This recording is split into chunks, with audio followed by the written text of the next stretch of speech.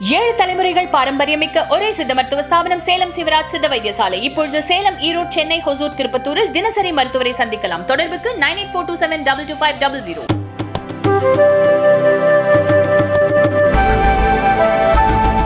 அயோத்தி ராமர் கோவிலுக்கு இனி ஆண்டுதோறும் வருவேன் என்று நடிகர் ரஜினிகாந்த் தெரிவித்துள்ளார். உத்தரப்பிரதேச மாநிலம் அயோத்தியில் ஸ்ரீ ராமர் கோவில் கட்டப்பட்டு கடந்த 22ஆம் தேதி பிராண பிரதிஷ்டை விழா கோலாகலமாக நடைபெற்றது. அதில் கலந்து கொள்ள நாடு முழுவதும் இருந்து சுமார் 8000 VVIPக்களுக்கு அழைப்பு விடுக்கப்பட்டிருந்தது.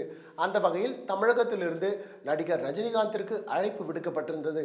நடிகர் ரஜினிகாந்த் அவரது மனைவி லதா மற்றும் சகோதரருடன் அயோத்தி சென்று ராமர் கோவில் விழாவில் கலந்து கொண்டார்.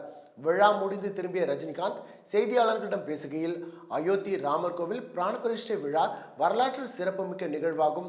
இவ்விழாவில் பங்கேற்க வாய்ப்பு கிடைத்தது என்னுடைய வாழ்நாள் பாக்கியமாக கருதுகிறேன். இனி ஒவ்வொரு வருடமும் கண்டிப்பாக அயோத்தி ராமர் கோவிலுக்கு வருவேன் என்று தெரிவித்துள்ளார். முன்னதாக ராமர் கோவில் விழா முடிந்து வெளியே வந்த பிரதமர் மோடி நடிகர் ரஜினிகாந்திடம் நலம் விசாரித்த வீடியோ சமூக வலைதளங்களில் தீயாக பரவி வருகிறது.